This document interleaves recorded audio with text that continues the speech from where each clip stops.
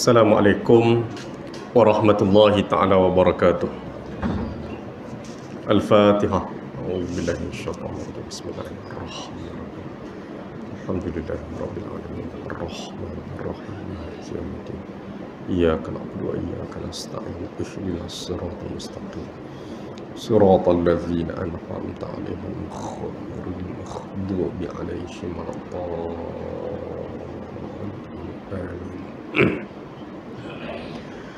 Alhamdulillahi rabbil alamin. Wassalatu wassalamu ala ashrafil anbiya'i wal mursalin wa ala alihi wa ashabihi ajma'in. Rabbi shrah li sadri wa yassir li amri wahlul 'uqdatam min lisani yafqahu qawli. Subhanaka la ilma lana illa ma 'allamtana innaka antal alimul hakim. Wala hawla wala quwwata illa billahil aliyyil azim. Wala hawla wala quwwata illa billahil aliyyil azim. Wala hawla wala quwwata illa billahil aliyyil azim. Amma ba'd. Tuan-tuan dan puan-puan sidang jemaah yang dirahmati Allah Subhanahu wa taala sekalian, alhamdulillah kita panjatkan setinggi-tinggi kesyukuran kepada Allah Subhanahu wa taala kerana dengan limpahan rahmat dan kurniaan daripadanya kita berpeluang untuk sama-sama hadir pada malam yang berbahagia ini bagi mengikuti kuliah maghrib 2 mingguan setiap hari Selasa yang pertama dan Selasa yang ketiga pada setiap bulan, untuk sama-sama kita mengikuti pengajian menggunakan kitab 40 hadis peristiwa akhir zaman yang dikarang oleh Ustaz Fahmi Zamzam ataupun gelarannya Abu Ali Al-Banjari An-Nadwi.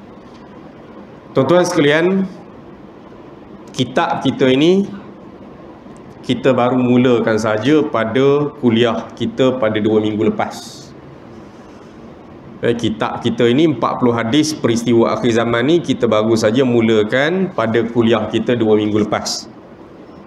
Saya telah memulakan kitab ini, memulakan pengajian menggunakan kitab ini 2 minggu lepas dengan kita membaca muqaddimah ataupun pengenalan kitab kita ini, muqaddimah daripada pengarang kitab kita ini. Dan insya-Allah pada malam ni kita akan mulakan hadis yang pertama dalam kitab yang bertajuk 40 hadis peristiwa akhir zaman ni. Jadi insya-Allah pada malam ni kita akan mulakan hadis yang pertama.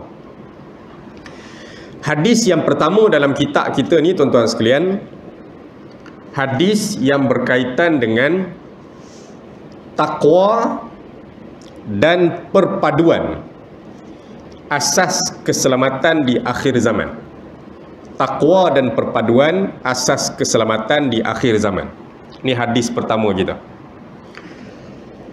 An Abi Najihin al-Irbad bin Sariyah radhiyallahu ta'ala anhu qala wa'adhana Rasulullah sallallahu alaihi wasallam mau'izatan wajilat minhal qulub wa dharifat minhal uyun. Faqulna ya Rasulullah ka'annaha mau'izatu muwaddi'in fa'awsina.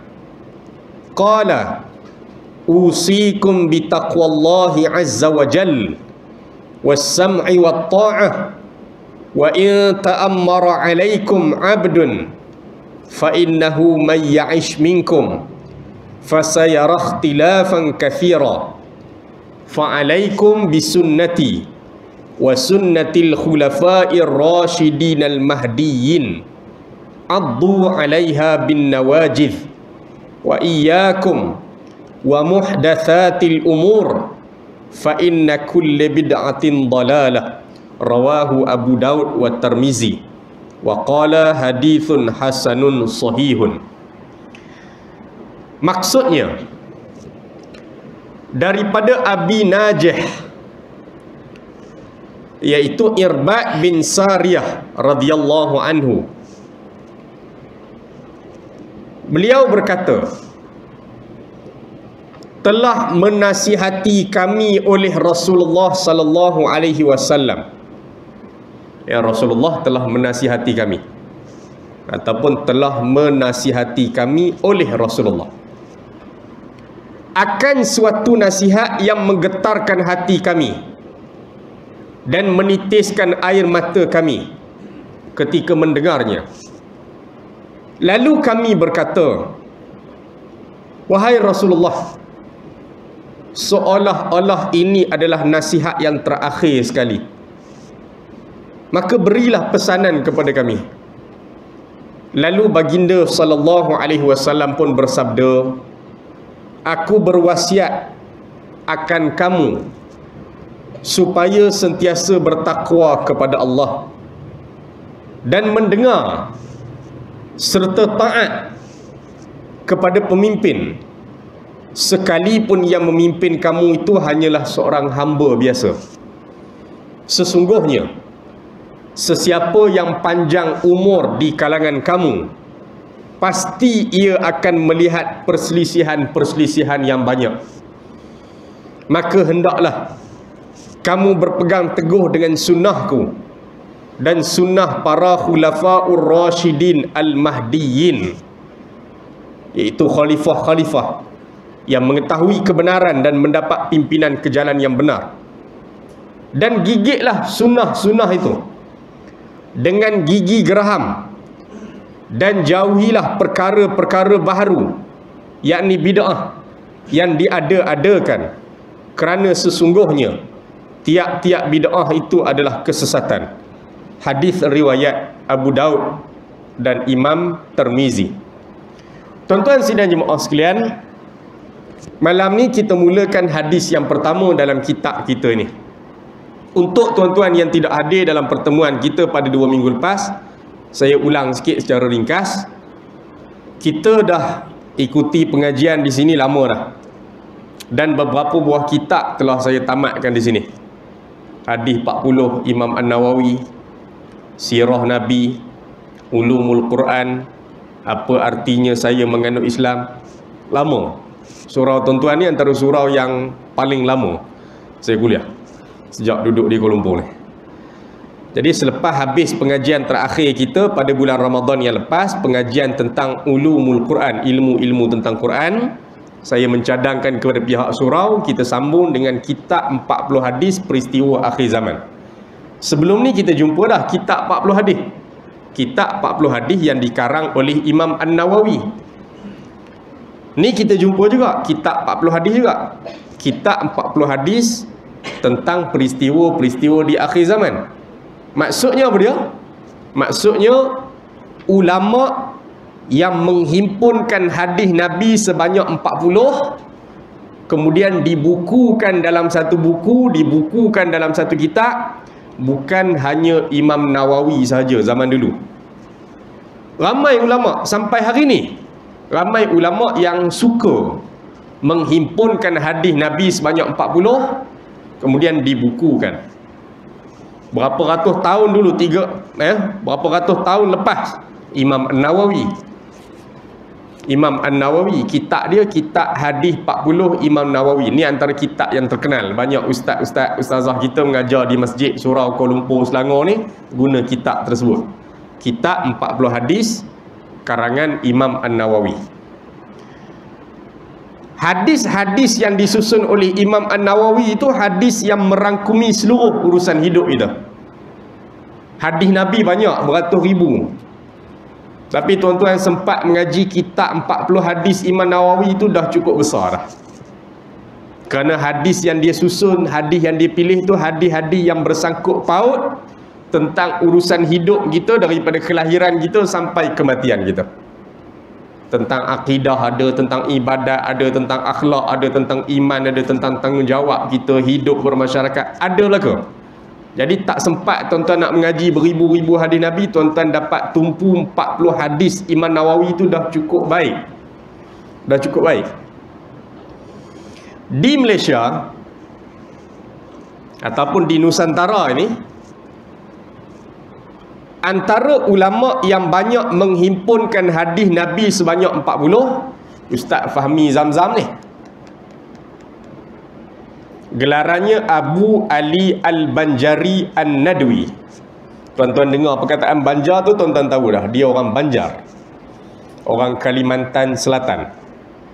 Sebulan sekali dia berulang alik ke Malaysia. Ada beberapa tempat yang dia menyampaikan kuliah. Di Kedah, di Kuala Lumpur, Selangor ni. Gelaran dia Abu Ali Al-Banjari An-Nadwi. Orang Banjar. Nama dia Ustaz Fahmi Zamzam. Dia di antara ulama' di alam Melayu ni, di alam Nusantara ni, yang menghimpunkan hadis Nabi sebanyak 40. Kalau zaman dulu Imam Nawawi. Kalau dekat dengan kita ni pengarang kitab ni Ustaz Fahmi Zamzam. Menariknya dia bukan hanya mengarang sebuah kitab saja. Kalau tuan-tuan pergi ke kedai-kedai buku tu, kitab yang dikarang oleh Ustaz Fahmi Zamzam ni ataupun Abu Ali Al-Banjari An-Nadwi ni banyak. Ada 40 hadis Nabi tentang penawar hati. Hadis-hadis Nabi tentang hati. Ada 40 hadis Nabi tentang akhlak mulia. Dihimpunkan 40 hadis Nabi tentang akhlak. Ada 40 hadis Nabi tentang kelebihan ilmu dan ulama. Ada 40 hadis Nabi tentang peristiwa akhir zaman. Hadis-hadis tentang tanda kiamat. Peristiwa-peristiwa yang berlaku di akhir zaman. 4 kitab ni dikarang oleh beliau. Dia pisah-pisahkan ikut topik. Hadis tentang akhlak ada 40. Hadis tentang penawar hati ada 40. Hadis kelebihan ilmu dan ulama ada 40. Hadis peristiwa-peristiwa akhir zaman ada 40. Jadi kita guna salah satu kitab beliau, iaitu 40 hadis peristiwa akhir zaman. Tuan-tuan nak cari sendiri, tuan-tuan boleh pergi ke Pustaka Mukmin tu. Kalau tuan-tuan nak pesan kat saya, boleh pesan kat saya. Tak mahal pun, RM10. Benda ni manfaat dia besar. Manfaat dia besar. Baik.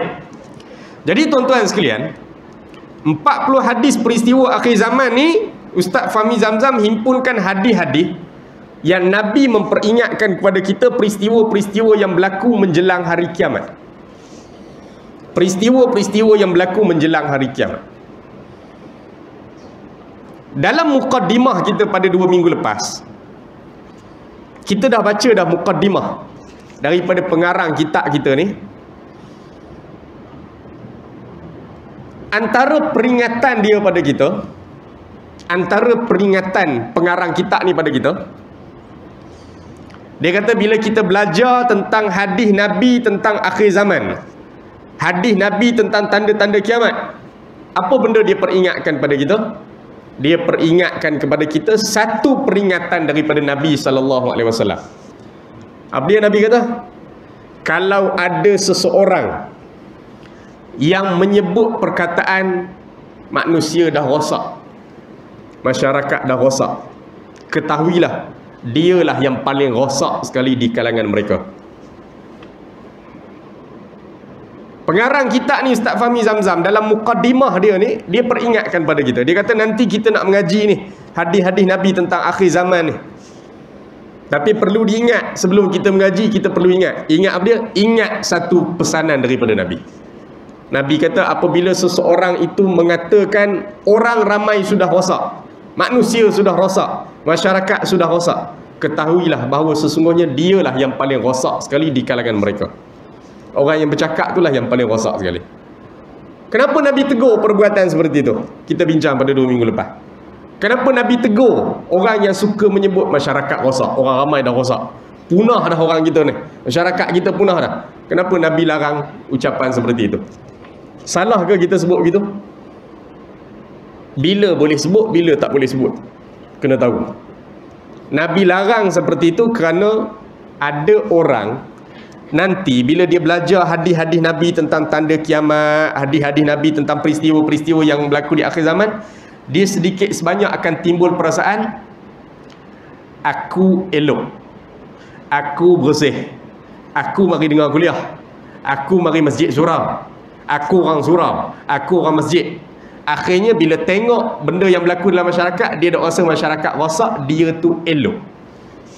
Yang tu yang Nabi larang. Dia tengok masyarakat, dia rasa masyarakat rosak, dia rasa dia tu elok. Yang tu Nabi larang. Dia rasa diri dia tu lebih mulia daripada orang lain yang dah buat maksiat ni. Dia rasa dia lebih bagus daripada orang lain. Yang tu yang Nabi larang. Kemudian bila tengok orang, dia sebut rosak dah masyarakat kita. Tujuan sebut rosak tu apa dia? Supaya orang tengok diri dia tu bagus, dia tu tak rosak, dia tu elok. Yang tu yang Nabi marah. Tapi kalau memang masyarakat kita rosak, dan kita sebut masyarakat kita dah rosak, dah jauh dah daripada agama, tujuan kita sebut tu untuk apa dia? Untuk peringatkan diri kita juga. Boleh jadi masyarakat rosak kerana aku. Mungkin ada tanggungjawab aku tak buat lagi. Mungkin masyarakat rosak kerana aku jadi jiran yang tak bagus. Mungkin masyarakat jadi rosak kerana aku ada lagi benda yang aku tak buat, kewajipan yang aku tak buat. Maka kalau begitu, kita tidak termasuk dalam larangan Nabi tadi. Yang Nabi marah, orang suka duk sebut masyarakat rosak. Masyarakat rosak dengan tujuan nak tunjuk dia tu elok, bersih, tak ada masalah. Padahal boleh jadi berlaku masalah maksiat mungkar dalam masyarakat ni, boleh jadi kerana kita tak menjalankan tugas. Kemudian kita duk tunding jari, tengok rosaklah, punahlah masyarakat kita, punahlah jiran kita, nak jadi apa benda tak tahu. Padahal boleh jadi masyarakat rosak kerana kita yang jauh daripada mereka. Maka Nabi larang ucapan seperti itu untuk orang yang macam tu, yang dia duk sebut masyarakat rosak dengan tujuan tak berbangga dengan diri dia, dia tu elok, dia tak rosak.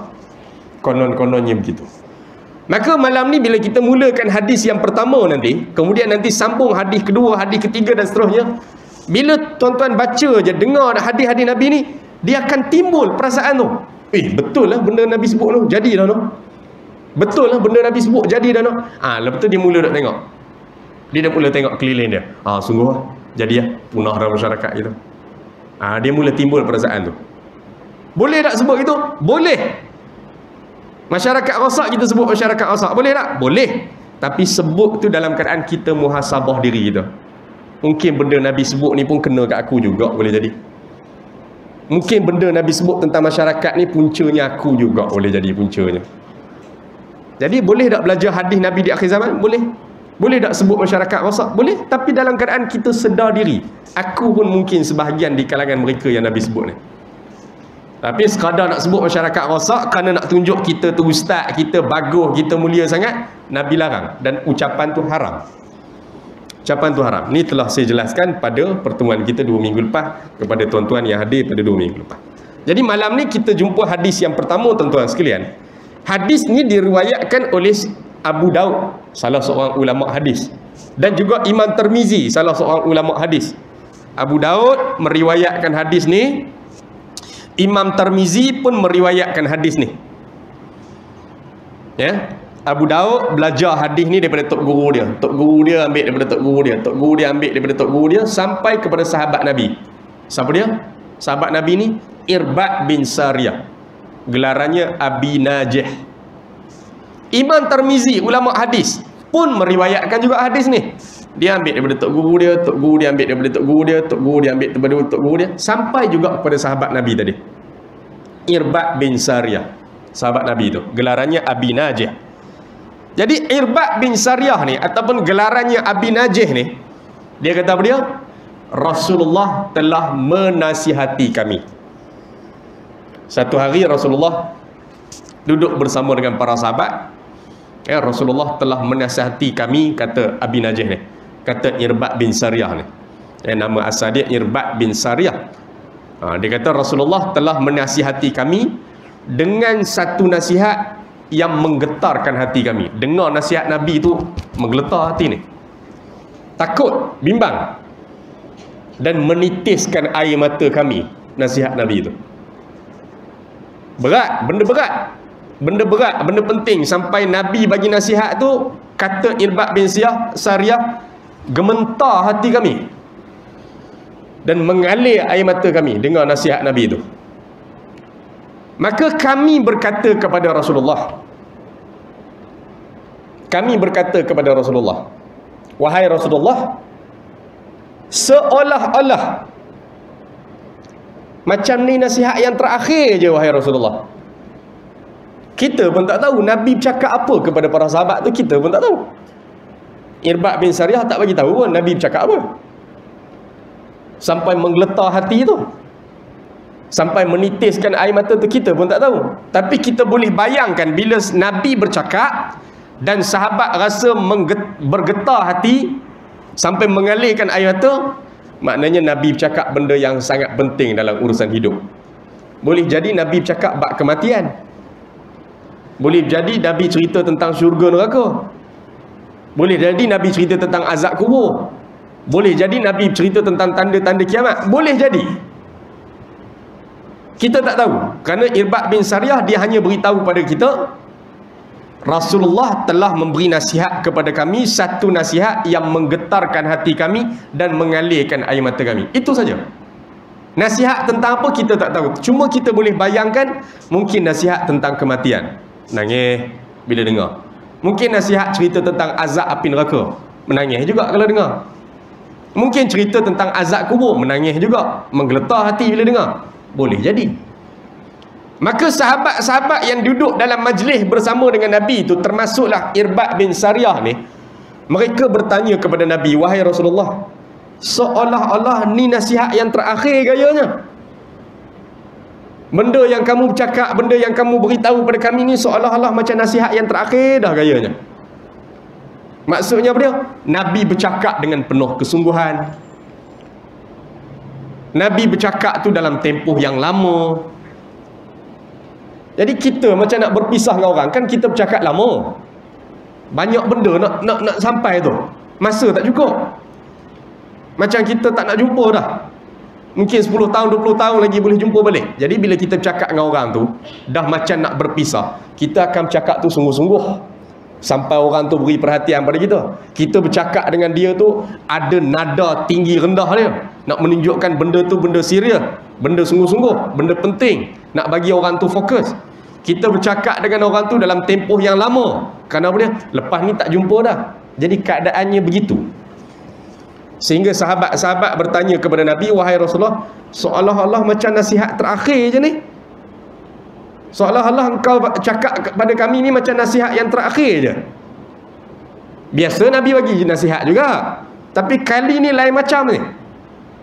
Bercakap tu sampai kami menggeletar hati. Ya, sahabat-sahabat menggeletar hati, menitiskan air mata. Maka sahabat bertanyalah kepada Rasulullah, wahai Rasulullah, seolah-olah ni nasihat yang terakhir. Kalau begitu, berilah kepada kami nasihat. Maksudnya tambah lagi lah, beri lagi lah. Maka Nabi pun sambung lagi nasihat. Cumanya nasihat yang awal tu apa benda tu? Yang sampai mengalir air mata, sampai menggetarkan hati tu, apa benda nasihat tu kita tak pasti. Cuma kita boleh bayangkan lah. Berkaitan dengan kehidupan, kematian, kiamat, azab kubur. Ya? Baik. Jadi bila sahabat bertanya kepada Rasulullah, seolah-olah ni nasihat yang terakhir, maka berilah pesanan kepada kami. Lalu Nabi pun bersabda. Maksudnya Nabi sambung lagi lah. Nabi sambung nasihat. Nabi kata apa dia? Aku berwasiat kepada kamu supaya bertakwa kepada Allah. Bertakwa kepada Allah. Ya, bertakwa kepada Allah. Ni benda keselamatan di akhir zaman. Apa dia? Takwa. Ni benda keselamatan untuk kita di akhir zaman. Takwa. Dalam tazkirah Ramadan kita berapa bulan lepas, saya telah sampaikan tazkirah tentang Sayyidina Umar bertanya kepada Ubay bin Ka'ab, sahabat Nabi juga. Wahai Ubay, kamu faham tak takwa tu apa makna dia? Ubay bin Ka'ab tak jawab soalan. Dia tanya pula kepada Sayyidina Umar, wahai Umar, kamu pernah berjalan tak di tempat yang ada duri? Umar kata pernah. Ubay bin Ka'ab tanya kepada Sayyidina Umar, wahai Umar, kamu berjalan di tempat yang berduri, kamu berjalan macam mana? Sayyidina Umar kata, kalau tempat tu ada duri, aku berjalan tu, aku pijak tu hati-hati. Pijak tu pelan-pelan supaya duri tu tak menusuk masuk tapak kaki aku. Kata Ubay bin Ka'ab, wahai Umar, itulah takwa. Itulah takwa. Takwa tu macam kita berjalan di atas tanah ni, ada duri, kita pijak hati-hati supaya duri tu tak menusuk tapak kaki kita. Itulah takwa.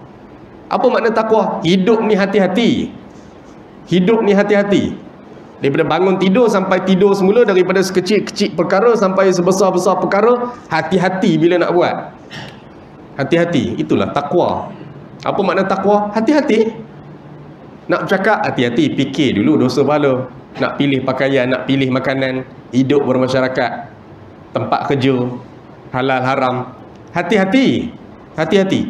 Jangan sampai tertusuk duri. Duri tu dia dosa lah. Dosa lah. Hati-hati bercakap, hati-hati pilih pakaian, hati-hati pilih makanan, hati-hati. Ya. Pergi kenduri kendara ada aturannya, di tempat kerja ada aturannya, hati-hati. Maka pertama Nabi beri nasihat kepada para sahabat, aku wasiat kepada kamu takwa kepada Allah. Takwa kepada Allah. Biasa kita dengar takwa tu hari Jumaat tu lah. Khatib hari Jumaat tu sebut ittaqullah, bertakwalah kepada Allah, dengan arti kata kamu melaksanakan perintahnya dan meninggalkan segala larangannya. Itulah maksud takwa. Kalau hari Jumaat tu khatib bagi tahu tu, khatib hari Jumaat tu dia bagi tahulah takwa tu maksudnya dia buat benda Allah suruh, tinggal benda Allah Taala larang. Itu bahasa untuk mudah faham lah. Sayyidina Umar dengan Ubay bin Ka'ab tadi, dia ada maksud dia yang tersendiri. Apa makna hati-hati, apa makna takwa? Hidup ni hati-hati. Nak buat satu benda fikir dulu, teliti dulu. Jangan main redah tak tentu hala, nanti menyesal. Fikir, ya. Ambil masa sikit fikir sebelum buat satu-satu benda. Maka wasiat ataupun pesanan Nabi yang pertama di hadapan para sahabat, Nabi kata aku wasiat kepada kamu supaya bertakwa kepada Allah. Bertakwa kepada Allah, ya. Yakni mengerjakan segala perintahnya dan menjauhi segala larangannya. Yang kedua, Nabi kata apa dia? Dengar serta taat kepada sesiapa yang memimpin kamu walaupun dia seorang hamba. Hamba ni orang tengok lekeh ya. Kalau zaman Nabi dulu hamba ni kulit hitam. Bilal bin Rabah pernah jadi hamba sebelum dimerdekakan. Hamba ni kulit hitam, tak kacak lah. Jalan tu nampak putih biji mata dengan gigi ya, hitam. Rambut kerinting, telinga besar, lubang hidung kadang besar daripada orang lain. Tapi Nabi kata taatlah kepada orang yang memimpin kamu, dengar serta taat sekalipun yang memimpin kamu tu hanyalah seorang hamba. Nabi nak bagi contoh kepada kita. Siapa-siapa saja yang mengurus urusan umat ni, yang jadi pemimpin, dia layak urus manusia. Dia ada kelayakan, ada kemahiran, ada kemampuan. Maka dia diangkat duduk di atas. Wajib dengar dan taat. Walaupun dia tu hamba, mengaji tak tinggi, pendidikan tak tinggi, tapi dia tu layak pimpin manusia, kita kena dengar dan taat pada dia. Selagi mana dia tak suruh buat benda mungkar. Selagi mana dia tak suruh buat benda mungkar, ya. Nabi sebut seperti itu di awal permulaan Islam dulu, kerana zaman tu zaman hamba banyak. Dan zaman jahiliah ni zaman orang membeza-bezakan di antara orang merdeka dengan hamba. Oh, kami orang merdeka, ni hamba lekeh. Maka bila Nabi ajak orang memeluk Islam, antara benda awal Nabi tekankan kepada masyarakat, jangan beza-bezakan antara orang merdeka dengan hamba. Yang paling mulia di kalangan kita siapa yang bertakwa. Bukan kerana dia orang merdeka ataupun dia hamba, dia kulit putih ke dia kulit hitam, tak. Dia layak memimpin kita, latar belakang pengajian tak tinggi pun, gaji tak besar pun, orang biasa, tapi dia layak memimpin. Dia diangkat duduk di atas, kena dengar dan taat. Kena dengar dan taat. Apatah lagi yang pimpin tu orang baik, ya, orang yang latar belakang pendidikan elok. Nabi kata kalau hamba sekalipun memerintah kamu, kamu kena dengar dan taat. Kecuali dalam arahan-arahan perintah-perintahnya yang merupakan maksiat kepada Allah, yang tu tak boleh dengar dan taat. Kita mesyuarat, kita lantik pengurusi, kita mesyuarat, kita lantik ketua, kita mesyuarat, kita lantik apa dia, apa-apalah, dalam persatuan ke, badan ke, lembaga ke, apa ke, termasuklah sampailah urusan negara dan sebagainya. Bila telah dilantik, maka beri kepercayaan, kecuali dalam hal maksiat. Maka mentaati perintah pihak yang menguruskan hal ehwal kaum muslimin, walaupun mereka itu terdiri di kalangan hamba saja. Tak macam kita, dia hamba, selama mana mereka berpegang teguh kepada Al-Quran dan sunnah Nabi dan sunnah Khulafaur Rashidin, para sahabat, maka kerana patuh kepada penguasa yang mempunyai sifat-sifat ini, bermakna kita juga patuh kepada Quran dan hadis Nabi. Mana-mana orang yang jadi pemimpin, walaupun dia hamba, orang biasa aja, kadang-kadang kita ni lagi mulia daripada dia, kita lagi bagus pendidikan daripada dia, Tapi bila orang dah angkat dia kerana kelayakan dia, kemampuan dia, dan waktu dia pimpin, dia berpegang kepada Quran dan hadis Nabi dan sunnah para sahabat, waktu tu kena patuh pada dia. Kerana patuh kepada pemimpin-pemimpin yang ada sifat seperti ini, bermakna kita juga patuh kepada Quran dan hadis Nabi. Kerana Quran yang suruh taat kepada pemimpin yang seperti ini, kerana hadis Nabi yang suruh taat kepada pemimpin yang seperti ini, kecuali dia suruh buat maksiat. Kecuali dia suruh buat maksiat. Baik. Sekalipun yang memimpin kamu itu hanyalah seorang hamba. Okey, itu yang kedua. Yang ketiga, Nabi sambung nasihat dia. Nabi kata apa dia? Sesungguhnya sesiapa di kalangan kamu. Siapa dia? Para sahabat yang duduk dalam majlis Nabi itulah. Waktu Nabi bagi nasihat tu, Nabi kata sesungguhnya sesiapa yang panjang umur di kalangan kamu, pasti dia akan melihat perselisihan-perselisihan yang banyak. Nabi sebut kepada para sahabat yang duduk di depan Nabi ini, Nabi kata sesungguhnya siapa-siapa di kalangan kamu yang panjang umurnya, Allah Ta'ala takdirkan umur dia panjang, nescaya dia akan melihat banyak perselisihan-perselisihan yang berlaku. Betul apa yang Nabi sebut tu. Nabi tak sebut pandai-pandai sebut, melainkan benda tu wahyu daripada Allah. Nabi takkan cakap benda apa berlaku akan datang, melainkan Allah yang wahyukan kepada Nabi. Kalau tak, Nabi tahu macam mana akan berlaku perselisihan yang banyak lepas Nabi wafat. Tanda-tanda kiamat begini, semua tu berlaku selepas Nabi wafat. Jadi macam mana Nabi tahu? Wahyu daripada Allah. Begitu juga dalam majlis ni Nabi sebut kepada para sahabat, siapa-siapa di kalangan kamu yang Allah panjangkan umur dia, nescaya dia akan melihat banyak perselisihan-perselisihan yang berlaku. Tak payah tunggu zaman kita. Tak payah tunggu zaman kita. Lepas Nabi wafat sikit saja, terus berlaku perselisihan yang cukup besar di zaman para sahabat. 2 kali perang besar di antara orang Islam di zaman para sahabat. Pertama, perang Jamal. Yang kedua, perang Siffin. Yang dua-duanya berlaku di zaman Sayyidina Ali menjadi khalifah. Baru berapa tahun je lepas Nabi wafat, orang Islam berselisih cukup besar. Bukan berperang lawan orang kafir, Muslim lawan Muslim. Beribu sahabat Nabi terbunuh dalam 2 peperangan tersebut. Kerana fitnah yang muncul zaman tersebut, orang Islam pun termakan dengan fitnah. Akhirnya orang Islam berperang sesama orang Islam, berbunuh-bunuhan, sampai Sayyidina Ali pun terbunuh. Dan yang bunuh Sayyidina Ali itu bukan orang kafir. Yang bunuh Sayyidina Ali itu orang yang hafal Quran, Abdul Rahman bin Muljam. Yang bunuh Sayyidina Ali itu, dia tu hafal Quran. Maka Nabi kata kepada para sahabat, barang siapa yang Allah panjangkan umurnya, nescaya dia akan melihat perselisihan-perselisihan yang banyak. Berapa tahun saja lepas Nabi wafat, sahabat-sahabat mula berselisih, sampai berlaku perang besar, perang saudara dalam sejarah Islam. Pertama, pasukan Sayyidina Ali berperang dengan pasukan isteri Nabi, Aisyah. Beribu sahabat Nabi terbunuh. Tahun berikutnya berlaku lagi perang di antara pasukan Sayyidina Ali dengan pasukan Muawiyah bin Abi Sufyan. Semua ni sahabat Nabi. Tapi kerana fitnah pada zaman tersebut tak dapat lagi dielak. Orang Islam pun sudah termakan dengan fitnah yang dimainkan oleh musuh ketika itu. Akhirnya berlaku perang saudara yang menyaksikan Sayyidina Ali terbunuh. Sebelum Sayyidina Ali terbunuh, khalifah sebelumnya pun terbunuh juga, iaitu Sayyidina Osman. Sayyidina Osman khalifah yang ketiga, dia pun terbunuh. Terbunuh kerana apa dia? Kerana orang Islam memberontak kepung rumah Sayyidina Ali. Maka yang terlibat kepung rumah Sayyidina Ali itu juga adalah orang Islam. Kerana fitnah yang mereka termakan pada zaman tersebut, akhirnya mereka kepung rumah Sayyidina Osman, bunuh Sayyidina Osman. Berulang lagi berlaku di zaman Sayyidina Ali, berlaku perang Jamal antara pasukan Ali dengan pasukan Aisyah isteri Nabi. Dan juga berlaku lagi perang zaman Sayyidina Ali, perang Siffin antara pasukan Ali dengan Muawiyah bin Abi Sufyan. Semuanya sahabat Nabi.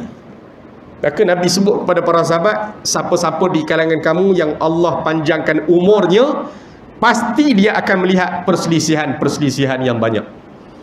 Hari ni jarak kita dengan sahabat Nabi, jarak kita dengan Nabi dah 1400 tahun lebih. Sekarang dah 1444 Hijrah. Lagilah banyak perselisihan. Bukan berselisih bab akidah saja. Ya. Orang ni duk gelar orang ni begini, orang ni duk gelar orang ni begini. Kita hak mengaji tak berapa tinggi ni serabut kepala jadi tengok. Kejap orang ni Wahabi, kejap orang ni gelar orang ni Wahabi, kejap orang ni macam-macam gelaran. Kita orang-orang yang baru ngaji sikit-sikit ni, pening kepala tengok. Mana satu betul, mana satu salah ni. Perselisihan dalam bab akidah muncul, perselisihan dalam bab ibadat, gaduh bab ibadat apa ada tak?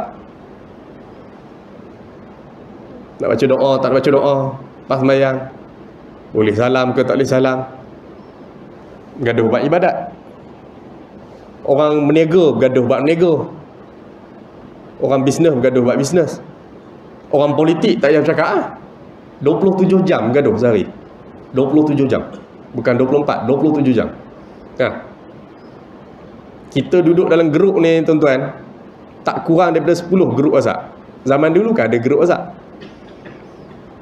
Sebab tu 3-4 tahun ke depan, antara penyakit paling tinggi di Malaysia adalah 3-4 tahun ke depan, antara penyakit paling tinggi di Malaysia selain daripada jantung adalah tekanan, depression. Tu Kementerian Kesihatan sebut tu. Kerana setiap hari kita duk hidup dalam suasana tengok benda yang negatif. Bangun pagi pas subuh tu buka handphone dulu, baca WhatsApp dulu. Zuhur lagi, sebelum sembahyang zuhur, makan tengah hari pukul 12, 12.30, tempat kerja buka WhatsApp dulu. Dari pagi sampai ke malam tu, berita yang masuk dalam kepala kita tu semua benda tak elok. Benda cerita orang lain buruk. Sebab tu saya tengok grup-grup mana hak tak tentu hala ni, hak kena patut leh. Grup-grup yang tak bina diri kita dengan benda-benda positif setiap hari ni, keluar tuan-tuan. Keluar. Grup-grup WhatsApp yang terlalu banyak, yang tak boleh membina diri kita setiap hari dengan benda positif, tuan-tuan keluar tuan-tuan. Tuan-tuan keluar. Dengan usia kita seperti ini, sepatutnya waktu-waktu ni lah waktu untuk perbaiki diri. Tiba-tiba dengan usia seperti ni, makin lama bermusuh dengan orang, makin lama tak kena dengan orang, makin lama busuk hati, makin lama duk percaya pada fitnah, makin lama duk percaya pada benda-benda tak tentu hala. Di usia seperti ini, sepatutnya waktu untuk kita sama-sama perbaiki dah diri ke arah lebih baik. Tiba-tiba setiap hari duk masuk benda buruk dalam kepala, masuk benda buruk dalam kepala. Tinggallah saya tengok mana grup WhatsApp berkaitan dengan persatuan, benda kelak, benda kita duduk mesyuarat cukup. Jenis duk sembang-sembang tak tentu hala mengarut ni, tinggallah tuan-tuan. Tinggallah.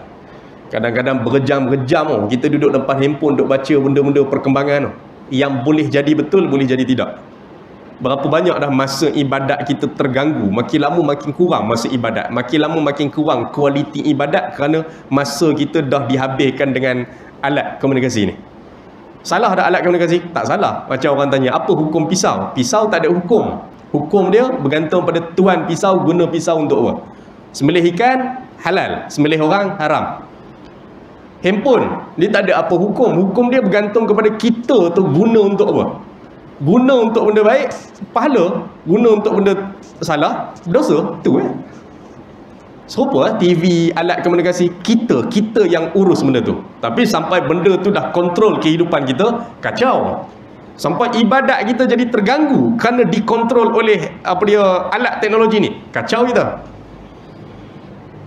Sambil semayang tu boleh teringat lagi apa benda duk baca dalam WhatsApp tadi tu, kacau kita.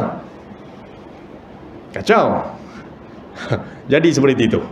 Maka Nabi kata, siapa-siapa di kalangan kamu yang Allah panjangkan umur dia, pasti dia akan melihat perselisihan yang banyak. Yang paling menakutkan kita, perselisihan yang berlaku tu sampai kita pening kepala nak menentukan siapa betul, siapa salah. Kalau perselisihan tu sampai kita tahu mana yang hak, mana yang batil, okey lagi. Masalahnya perselisihan tu sampai kita pening kepala, siapa betul siapa salah. Orang ni kata dia betul, orang ni kata dia salah, sampai kita pening mana satu betul, mana satu yang salah. Kerana dia kebanjiran maklumat yang terlalu banyak, sampai orang tak boleh nak tapis. Dulu tak ada macam tu, dulu tak ada kan. Peristiwa semalam berlaku, hari ni baru kita tahu. Ni sekarang tak. Kemalangan baru berlaku 5 minit tadi, kita dah tahu dah kat sini. Tahu dah. Cepat. Kecepatan. Bagus. Bagus. Bila benda baik tersebar cepat, bagus.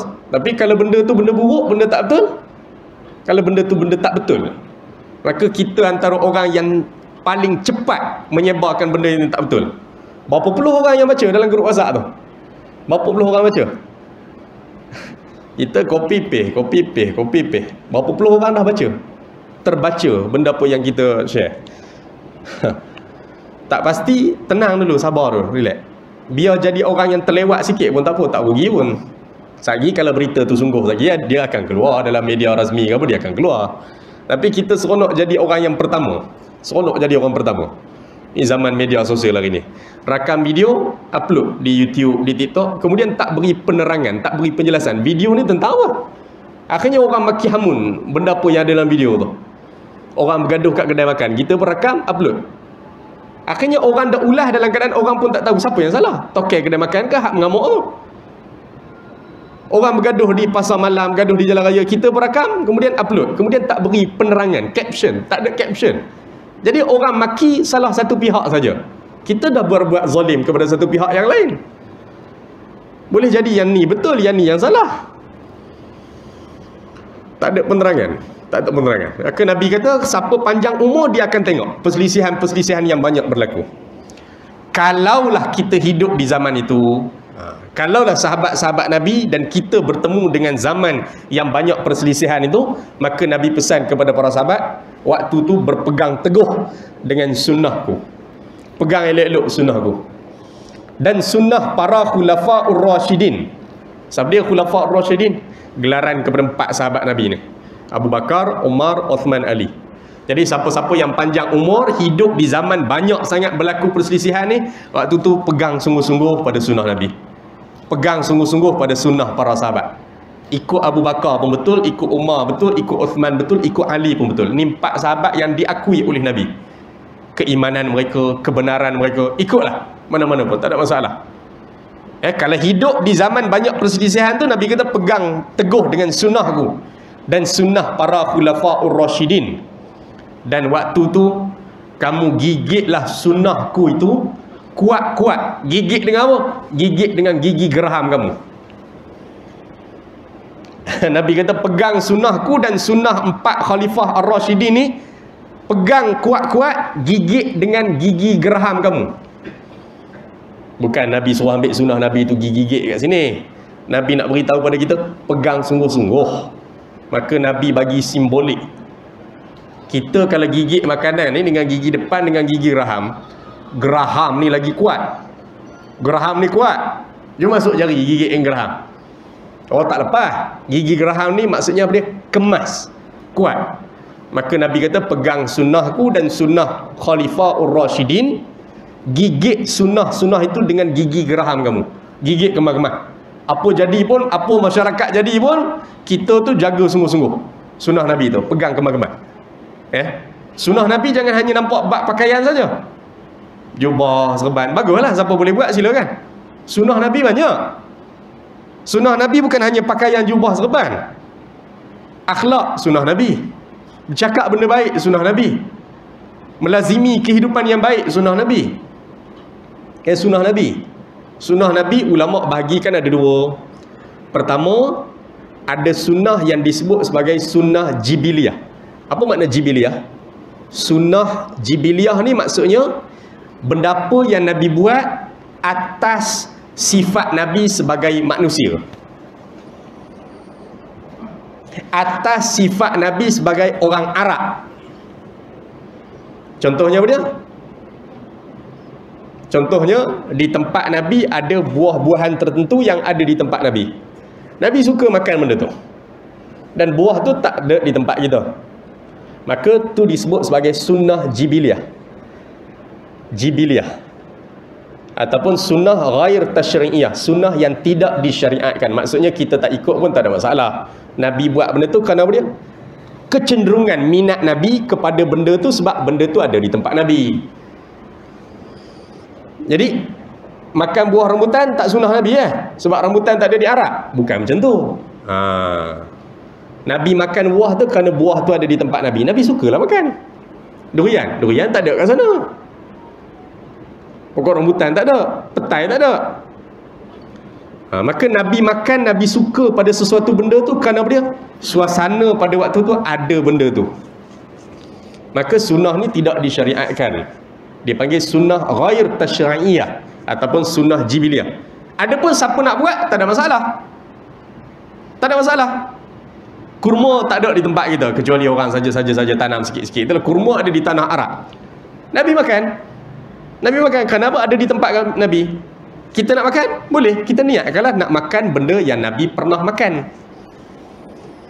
Tapi kalau ada orang makan buah lain, jangan kita kata, oh tak sunnah makan durian, tak sunnah makan buah rambutan, sebab pokok tu tak ada kat sana. Maka tu sunnah yang Nabi buat. Benda apa yang Nabi buat kerana sifat Nabi sebagai manusia, kerana persekitaran keadaan Nabi ada benda tu, ada benda tu.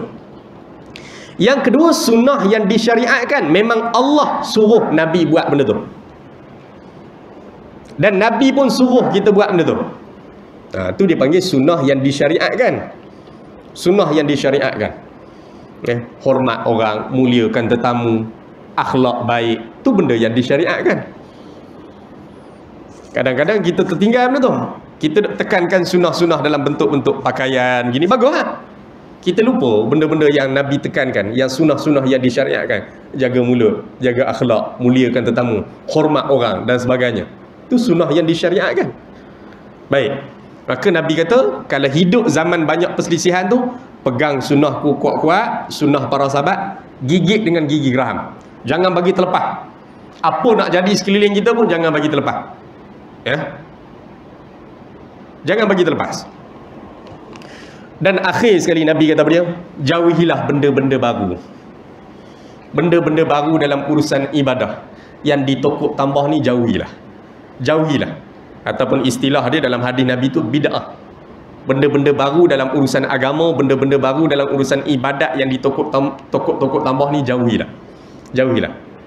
Kalau benda baru yang tak ada zaman Nabi ada zaman kita, benda tu bukan benda berkaitan dengan ibadah. Contohnya apa dia? Zaman dulu tak ada kereta, hari ni kita buat kereta. Tu bukan bid'ah. Zaman dulu tak ada telefon, hari ni orang buat telefon. Tu bukan bid'ah. Bid'ah ni tokok tambah dalam urusan-urusan ibadah, dalam urusan-urusan keagamaan, akidah. Jauhi benda-benda baru. Benda-benda baru yang diada-adakan. Kerana sesungguhnya tiap-tiap perkara-perkara baru yang diada-adakan itu adalah kesesatan. Mula-mula kita kata tak apalah sikit tak apa. Tak apalah sikit lah, tak apalah sikit lah. Lama-lama melarat. Lama-lama melarat. Sikit sebanyak lagi masuk ke Malaysia ni. Benda-benda mengarut tak tentu hala ni. Orang kata benda ni Nabi larang buat benda ni. Nabi larang buat benda ni, hati-hati. Tak apa, sikit kot, sikit kot. Lama-lama dihias kubur, diletak bunga, rampai segala macam. Tuan-tuan tengok. Tuan-tuan tengok berlaku di negara tak jauh kita sebelah. Kubur tu dah jadi tempat pemujaan. Kubur tu dah jadi tempat pemujaan. Yang Nabi larang perbuatan demikian. Berpunca daripada kita kata tak apa, sikit lama-lama melarat. Lama-lama melarat. Keadaan kubur tu jadi rosak jadi dengan amalan-amalan yang dilarang oleh Nabi sallallahu alaihi wasallam. Tuan-tuan sekalian, maka Nabi peringatkan kepada kita berhati-hati dengan benda-benda yang baru yang diada-adakan, kerana sungguhnya tiap-tiap perkara baru yang diadakan itu adalah kesesatan. Baik, hadis riwayat Abu Daud dan Imam Tirmizi. Jadi ini beberapa nasihat Nabi SAW kepada para sahabat dan kepada kita juga, yang mudah-mudahan memberi manfaat dan kebaikan untuk kita semua insya-Allah. Jadi untuk malam ni sekadar itu dulu. Insya-Allah dalam pertemuan akan datang kita akan sambung hadis akhir zaman yang kedua, iaitu hadis yang berkaitan dengan kenapa dunia Islam sentiasa menjadi sasaran pemusnahan. Perang sana, bergaduh sini. Nabi pernah sebutkan benda ni dah 1400 tahun lepas. InsyaAllah kita akan ikuti hadis ni dalam pertemuan akan datang. Jadi tuan-tuan yang nak dapatkan kitab hadis ni, nak cari sendiri, tuan-tuan pergi Pustaka Mukmin Jalan Tar tu ada. Kalau tuan-tuan nak pesan kat saya, boleh pesan kat saya, nanti saya dapatkan untuk siapa yang nak lah. Harga dia RM10 saja. Saya akan bawa untuk kuliah kita 2 minggu akan datang insyaAllah. Wallahu ta'ala alam, cukup sekadar itu dulu. InsyaAllah lepas salat isyak nanti kita buat doa selamat. untuk saudara kita Tuan Azman, dan juga lah untuk rakan-rakan kita yang lain yang dalam perjalanan untuk menunaikan ibadat haji. Mudah-mudahan perjalanan selamat pergi, selamat balik, dan ibadat haji dapat dilaksanakan sesempurna mungkin, sihat tubuh badan. Cuaca panas 40 darjah Celsius, panas.